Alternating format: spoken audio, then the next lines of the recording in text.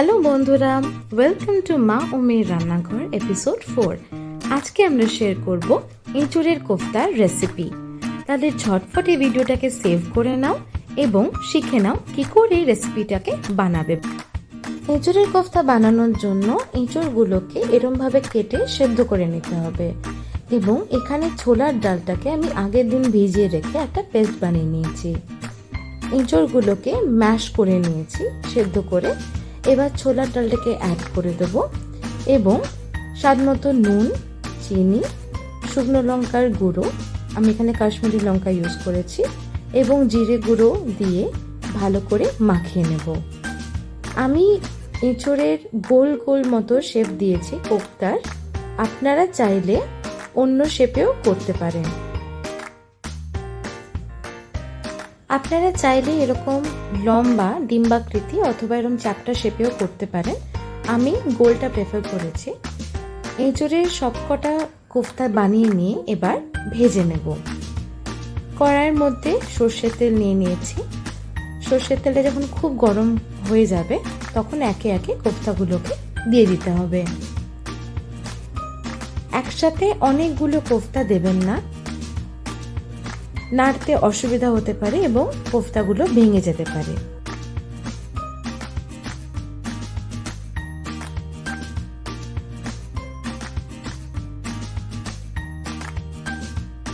দেখতেই পাচ্ছেন কি সুন্দর ব্রাউন কালারের আমাদের হয়ে গেছে কোফতাগুলো। এবার এদের তেল ঝরিয়ে আমরা অন্য একটা বাটিতে তুলে নেব।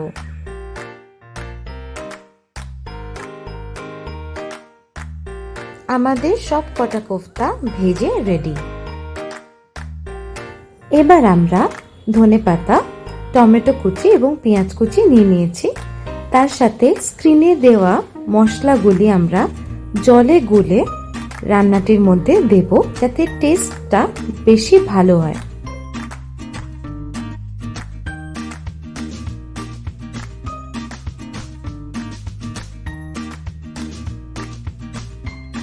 কোফতা ভাজা তেলের মধ্যে আমরা দুটো তেজপাতা, দুটো এলাচ এবং 4টে লবঙ্গ এবং এক টুকরো দারচিনি দিয়ে এটাকে ভালো করে একটু ব্রাউন করে নেব। এবার তেলের মধ্যে পেঁয়াজ কুচি এবং টমেটো কুচিটাকে অ্যাড করে দেব।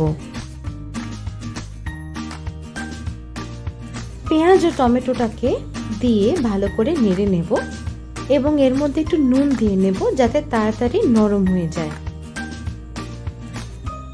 যতক্ষণ না ব্রাউন করে ভাজা হচ্ছে ততক্ষণ এটাকে ভাজবো। দেখতে পাচ্ছেন কিরকম কালারটা চেঞ্জ হয়ে গেছে।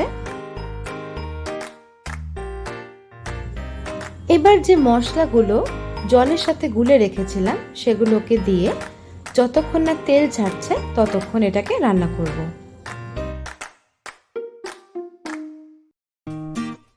মশলাটির তেল ছেড়ে গেছে। এবার এর মধ্যে ধনেপাতা কুচি অ্যাড করে ভালো করে মিশিয়ে নেব। যেই বাটিটাতে মশলা গুলেছিলাম তার মধ্যে একটু গরম জল নিয়ে ধুয়ে এটা দিয়ে দিলাম। রান্নায় সবসময় গরম জল ইউজ করবেন যাতে টেস্টটা ভালো হয়। দেখতেই পাচ্ছেন কারিটা ফুটে গেছে।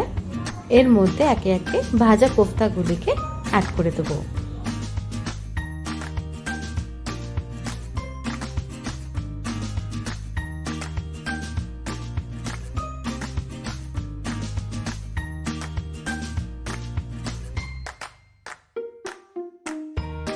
কোফতাগুলিকে ভালো করে কারির সাথে মিশিয়ে নিয়ে 2 মিনিট মতো আরো রান্না করে নেব।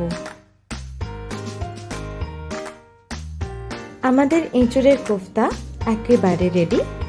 আপনারা চাইলে ভাত, রুটি, পরোটা, নান যে কোনো কিছুর সাথে সার্ভ করতে পারেন এবং আমাদের অবশ্যই জানাবেন কীরকম লাগলো আজকের এই রেসিপি। আপনাদের যদি এই রেসিপিটা ভালো লাগে তাহলে অবশ্যই লাইক করে আমাদের জানান এবং সাবস্ক্রাইব করতে কিন্তু একদম ভুলবেন না। দেখা হচ্ছে পরের ভিডিওতে। বাই।